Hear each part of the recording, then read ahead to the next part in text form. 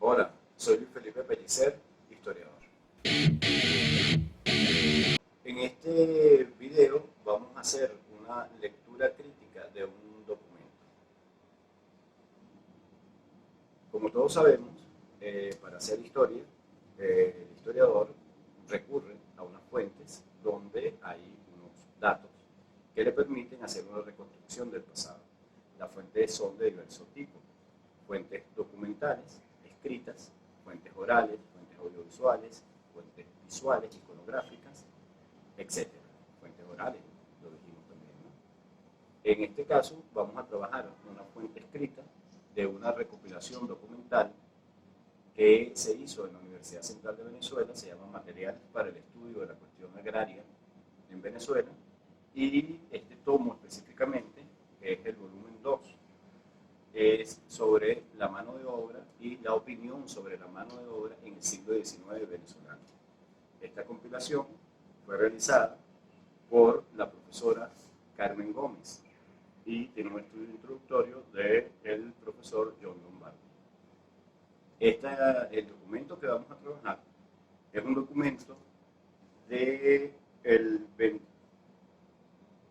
de marzo de 1854, que se titula Promulgación de la Ley de Abolición, las alfombras, referencia al disturbio originado por la costumbre de las esclavas de llevar alfombras a sus amas hasta las iglesias. Este documento es un artículo de opinión que salió ese 29 de marzo, es decir, unos días después de haberse decretado la abolición de la esclavitud, el 24 de marzo de 1854.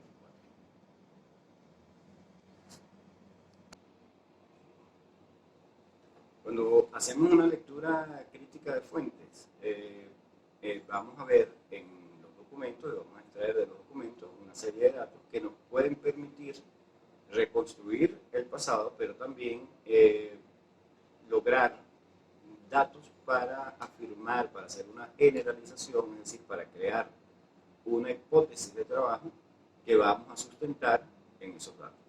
Hay dos maneras de proceder en términos de la construcción de una hipótesis, de una generalización, de la construcción de un problema histórico.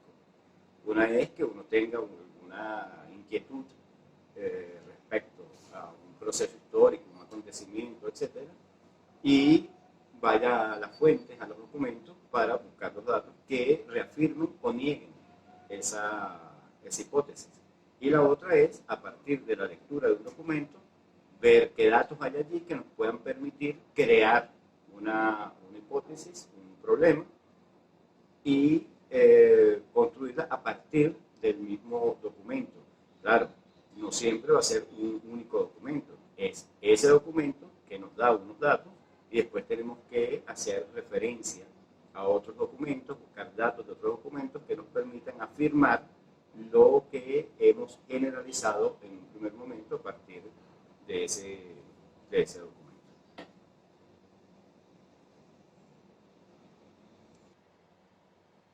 Bueno, en este documento se cuentan varias cosas y se hace referencia a varios asuntos que tienen que ver con la ley de abolición de la esclavitud y con algunos acontecimientos que se dieron durante su promulgación. Nosotros nos vamos a referir en este momento y en este video a lo que sucedió el 25 de marzo de 1854, cuando se hizo un acto ceremonial, un acto oficial, para promulgar la ley de abolición de la esclavitud.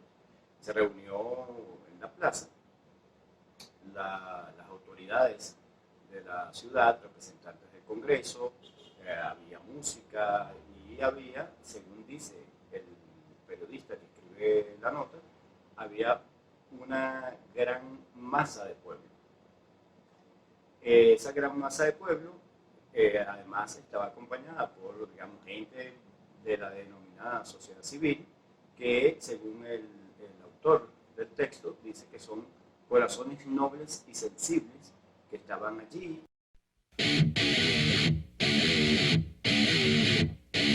Y bueno, esta gente, dada la majestad del acto, no se fijó, no notó que que había una gran cantidad de gente que estaba gritando y, según dice, los gritos del vulgo se lanzaron al aire sin conciencia. Bueno, el caso es que un poco después de la ceremonia, un contingente de hombres libres, según se relata, salieron gritando por las calles de la ciudad y lo que gritaban era: abajo las alfombras, fuera la cecina.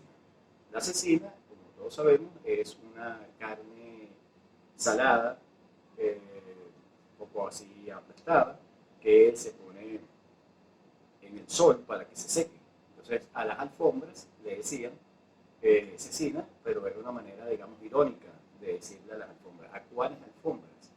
A las alfombras que llevaban las esclavas para sus amas y para que sus amas se arrodillaran en las iglesias. Entonces, lo que estaban haciendo este contingente de hombres libres, según dice el documento, era protestando en contra de que las esclavas siguieran llevando las alfombras de sus amas a las iglesias. Es decir, las esclavizadas, ahora libres por efectos de la ley de abolición, lo que estaban tratando era de que no siguieran, pues, estas mujeres que ahora eran libres, haciendo las mismas cosas que hacían entonces cuando eran esclavas. Según dice también el documento, la vociferación de los turbulentos, como se les llama allí, lo que quería era perturbar al servicio doméstico para que no obedecieran, pues, la costumbre de la época. Y esa vociferación, esa turbulencia de esta gente causó que las familias que estaban acostumbradas a llevar alfombras a la iglesia, es decir, que eran las familias que tenían esclavas o que tenían jóvenes sujetas a protectorado,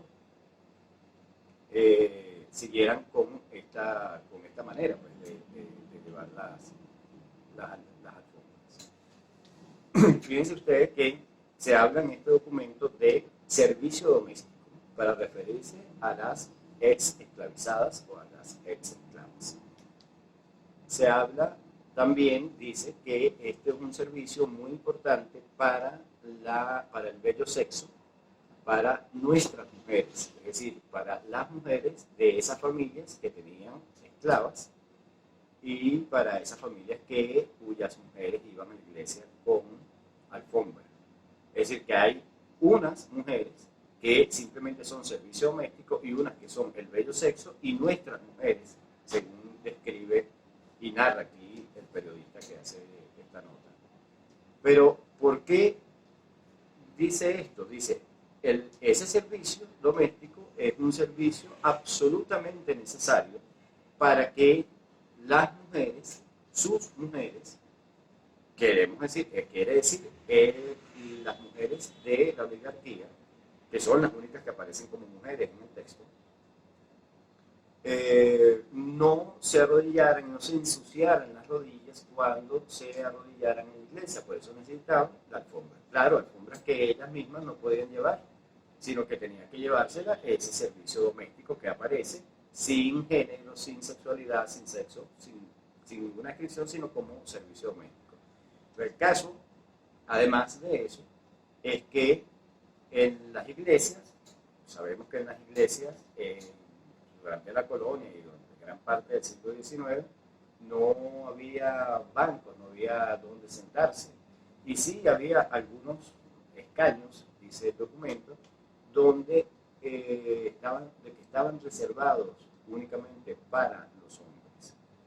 El documento, en general, habla de un asunto, de una protesta sobre la costumbre de llevar, la costumbre que no era que tenían las esclavas, pues las esclavas estaban obligadas a llevar esa alfombra, sino que era una costumbre de la sociedad, una sociedad jerarquizada. Entonces nos da cuenta el documento de una sociedad jerarquizada donde hay amos y esclavos, donde se acaba de abolir la esclavitud, pero se acaba de abolir la esclavitud y sigue existiendo una jerarquización social donde hay una gente, unas señoras que tienen unos privilegios y una gente, unas mujeres además, que no aparecen ni siquiera como mujeres, sino únicamente como cosas, siguen apareciendo como cosas y específicamente como servicio doméstico. Pero además, ni estas mujeres que no aparecen ni nombradas como mujeres, que son las esclavizadas libertas, y las mujeres tienen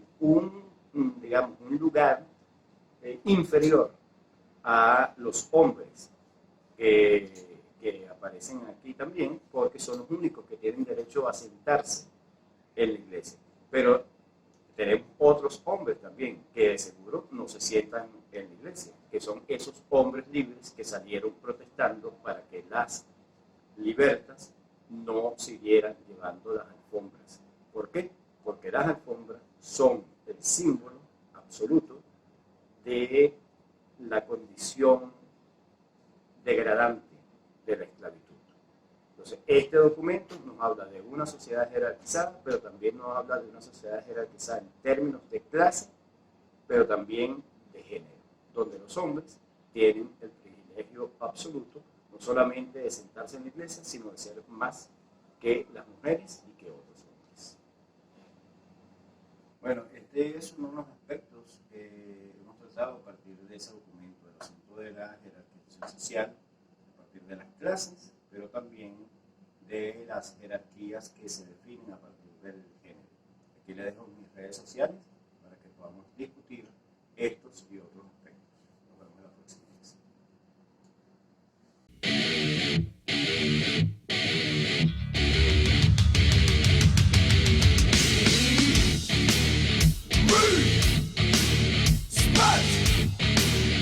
Walk, what you say?